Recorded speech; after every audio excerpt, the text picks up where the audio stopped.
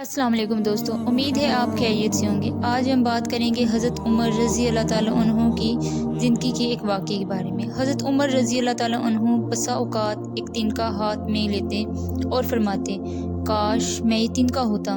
کبھی فرماتے، کاش میری ماں نے مجھے جنا ہی نہ ہوتا۔ ایک مرتبہ کسی کام میں مشغول تھے، ایک شخص آیا اور کہنے لگا کہ فلاں شخص نے مجھ پر ظلم کیا ہے، آپ چل کر مجھے بدلہ دلوا دیجیے۔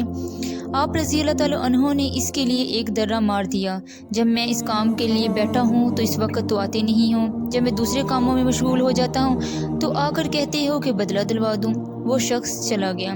آپ رضی اللہ تعالیٰ عنہ نے آدمی بھیج کر اس کو بلوایا اور درہ دے کر فرمایا کہ بدلہ لے لو۔ اس نے عرض کیا کہ میں نے اللہ کے واسطے معاف کیا۔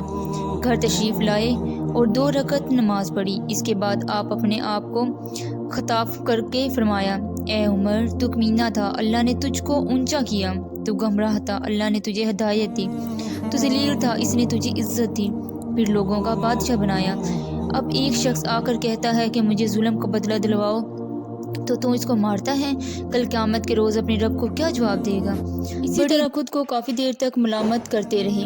اسی طرح ایک واقعہ ہے کہ آپ صلی اللہ علیہ وآلہ وسلم کے غلام حضرت اسلم رضی اللہ تعالیٰ عنہ کہتے ہیں کہ ایک مرتبہ حضرت عمر رضی اللہ تعالیٰ عنہ کے ساتھ ہیرا یعنی مدینہ کے قریب ایک جگہ ہے، اس کی طرف بھاگا جا رہا تھا۔ ایک جگہ آگ جلتی ہوئی جنگل میں نظر آئی۔ حضرت عمر رضی اللہ تعالیٰ عنہ نے فرمایا کہ شاید یہ کوئی قافلہ ہے جو رات ہو جانے کی وجہ سے شہر میں نہیں گیا یا باہر ہی ٹھہر گیا، چلو اس کی خبر لیں، رات کو حفاظت کا انتظام کریں۔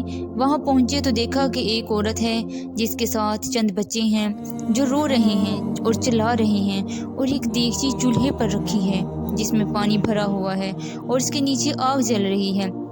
انہوں نے سلام کیا اور قریب آنے کی اجازت لے کر اس کے پاس گئے اور پوچھا کہ یہ بچے کیوں رو رہے ہیں؟ عورت نے کہا کہ بھوک سے لاچار ہو کر رو رہے ہیں۔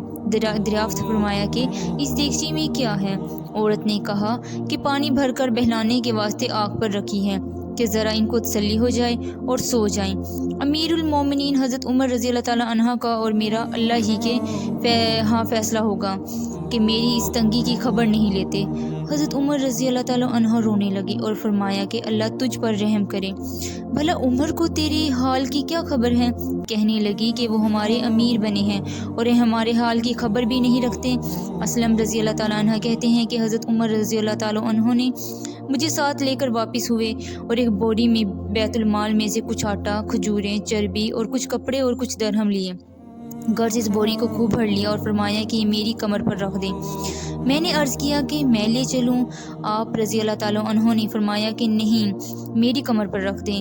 2-3 مرتبہ جب میں نے اصرار کیا تو فرمایا کہ کیا قیامت میں بھی میرے بوجھ کو تو ہی اٹھائے گا؟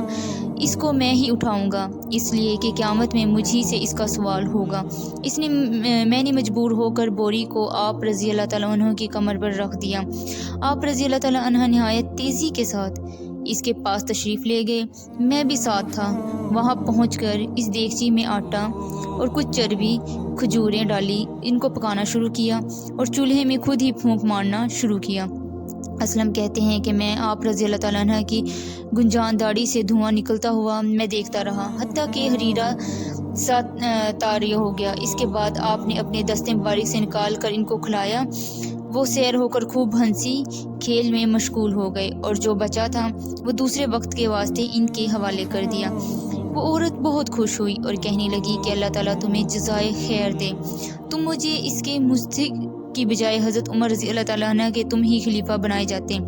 حضرت عمر رضی اللہ تعالیٰ نے اس کو تسلی دی اور فرمایا کہ جب تم خلیفہ کے پاس جاؤ گی تو مجھ کو بھی وہیں پاؤ گے۔ حضرت عمر رضی اللہ تعالیٰ عنہ اس کے قریب ہی ذرا ہٹ کر زمین پر بیٹھ گئے اور تھوڑی دیر بیٹھنے کے بعد چلے آئے اور فرمایا کہ میں اس لیے بیٹھا تھا کہ میں ان کو روتے ہوئے دیکھا تھا، میرا دل چاہا تھا کہ تھوڑی دیر ان کو ہنستے ہوئے بھی دیکھوں۔ صبح کی نماز میں اکثر سورۃ الکہف، طٰہٰ اور اسی طرح کی کئی صورتیں بڑی بڑی پڑھتے اور پھر غم اور اضطراب کے عالم بے چینی میں رونے لگتے۔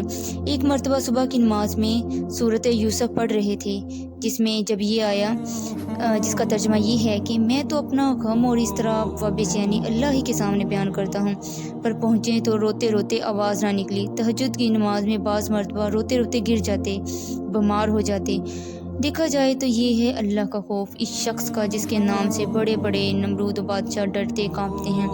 آج 1350 برس کے زمانے تک اس کا دبدبہ مانا ہوا ہے۔ آج کوئی بادشاہ نہیں، کوئی حاکم نہیں، کوئی معمولی ضمیر بھی اپنے رعایا کے ساتھ ایسا برتاؤ کرتا ہوں۔ امید ہے دوستو آپ کو میری ویڈیو اچھی لگی ہو تو چینل کو سبسکرائب کریں۔